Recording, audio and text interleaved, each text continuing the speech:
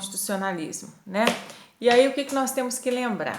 Que a doutrina, ela passa a desenvolver a partir do século XXI uma nova perspectiva em relação ao constitucionalismo, denominada então de neoconstitucionalismo ou, segundo alguns, constitucionalismo pós-moderno ou ainda pós-positivismo, tá? Bom, visa-se dentro dessa nova perspectiva não mais atrelar ao constitucionalismo a ideia de limitação do poder político, mas, e acima de tudo, busca-se o quê? A eficácia da Constituição, deixando o texto de ter um caráter meramente retórico e passando a ser mais efetivo, sobretudo diante da expectativa da concretização dos direitos fundamentais. Então, Kildare, de maneira muito interessante, ele anota que a perspectiva é de que ao constitucionalismo social seja incorporado o constitucionalismo fraternal e de solidariedade. Valores destacados por Drome, né, dentro de um contexto de constitucionalismo do futuro ou então do porvir, que é o que nós vimos na aula passada. Nas palavras de Valber de Moura Agra, o neoconstitucionalismo ele tem uma de suas marcas a concretização do que? Das prestações materiais prometidas pela sociedade, servindo como ferramenta para a implementação de um Estado democrático social de direito. Então ele pode ser considerado como um movimento caudatário do pós-modernismo e que possui dentro de suas principais características o quê? A positivação e a concretização de um catálogo de direitos fundamentais, a onipresença dos princípios e de regras, a inovação hermenêutica, né? As inovações, várias formas de se interpretar o direito, né? A densificação da força normativa do Estado e o desenvolvimento da justiça distributiva. E continua, né? O seu modelo normativo, ele não é descritivo ou deontológico, mas ele é o quê? Axiológico. Por quê? Porque valorizam-se os valores. No constitucionalismo moderno, a diferença entre as normas constitucionais e as normas infraconstitucionais era apenas de grau, né? No neoconstitucionalismo, a diferença também é axiológica. Então, veja bem, enquanto no constitucionalismo a diferença entre as normas constitucional e infraconstitucional era apenas o que? De grau, né? O neoconstitucionalismo vai colocar como diferença também o que? A axiologia, ou seja, os valores, a Constituição como valor em si.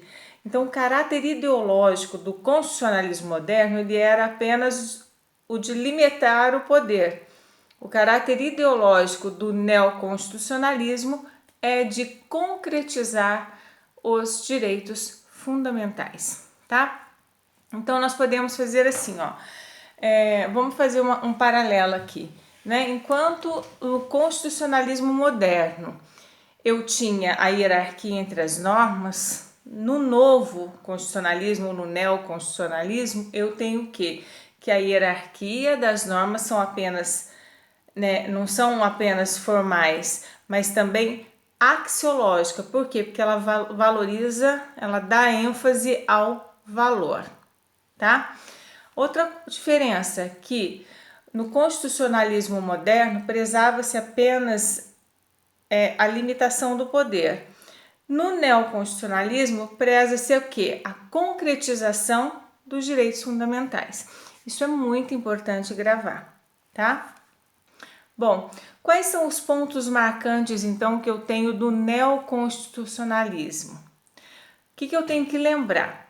Que no neoconstitucionalismo a Constituição ela acaba sendo o centro do meu sistema, tá?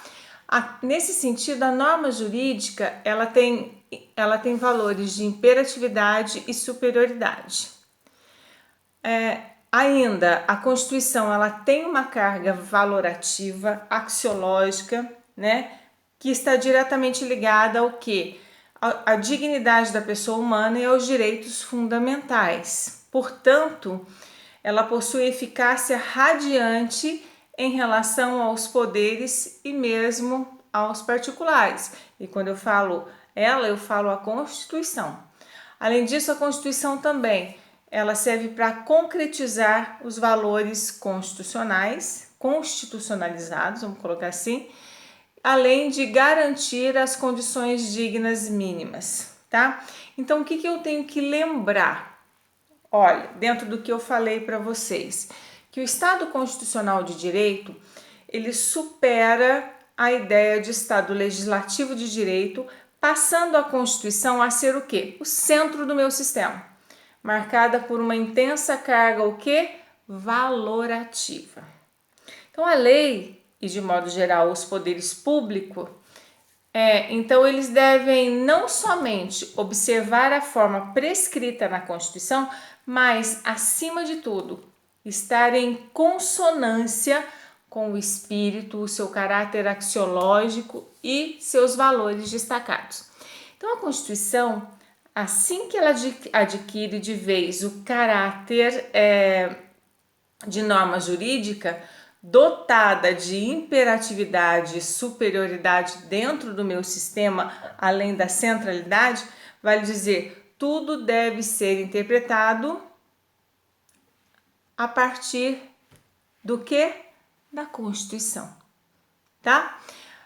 Além disso, eu tenho que lembrar o quê? Que o conteúdo axiológico da Constituição, para Barcelos, do ponto de vista material, ele sobressai o seguinte elemento dentro da noção de constitucionalismo. Por quê? Porque, primeiro, há aí a incorporação implícita de valores e opções políticas nos textos constitucionais, sobretudo no que diz respeito à promoção da dignidade humana e dos direitos fundamentais, tá? Como importante marca também das constituições contemporâneas, além de realçar seus valores, vamos colocar assim, especialmente depois da Segunda Guerra Mundial, associados particularmente à ideia da dignidade da pessoa humana e direitos fundamentais, Barcelos identifica a previsão de opções políticas gerais, como a redução de desigualdades sociais, de acordo com o artigo 3º, parágrafo item 3, e específicas, como a prestação por parte do Estado de serviços de educação, artigo 23, item 5 e 205. Então, o que nós podemos dizer? Que nesse contexto, a partir do momento que os valores são constitucionalizados, o grande desafio do neoconstitucionalismo passa a ser encontrar mecanismos para sua concretização. Então, a concretização dos valores constitucionais e garantia de condições mínimas, dignas, mínimas, vamos melhorar isso aqui, de acordo com a lição de Barcelos, do ponto de vista material, destaca-se outro elemento na concepção do constitucionalismo, que é a expansão dos conflitos específicos gerais entre as opções normativas e filosóficas existentes dentro do próprio sistema constitucional. Então, o que eu posso dizer? Sem dúvida, a gente pode observar que os valores constitucionalizados, eles poderão entrar em choque, né? Seja de modo muito específico, como, por exemplo, a liberdade de informação, de expressão e a intimidade, como honra e vida privada, seja de modo geral no que diz respeito e afirma ao próprio papel, né? Nós podemos colocar aí o próprio papel da Constituição.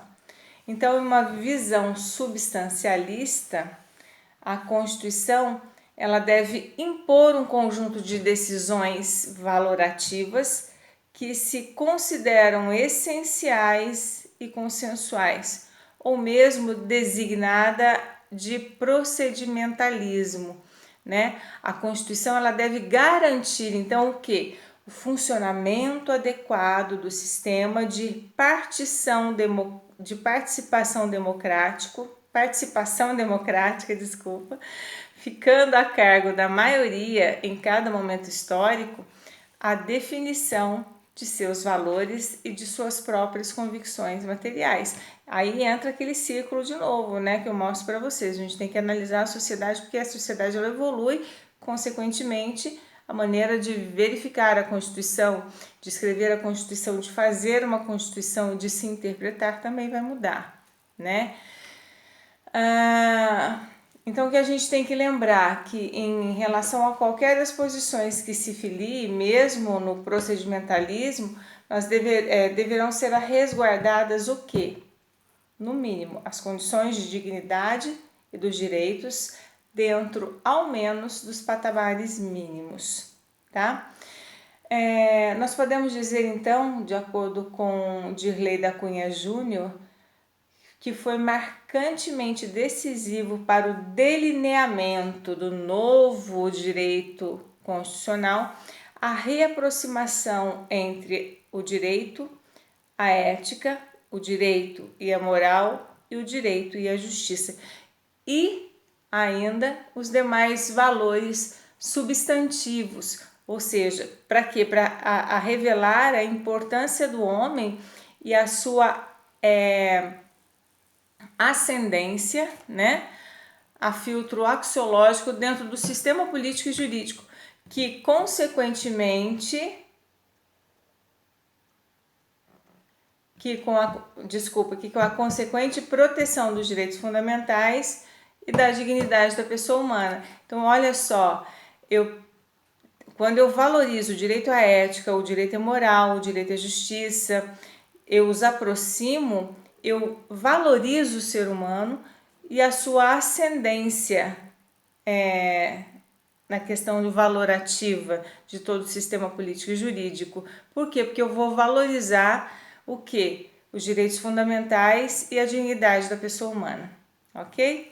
Queridos, boa noite para vocês e a próxima aula nós falaremos um pouquinho, daremos continuidade a esse neoconstitucionalismo.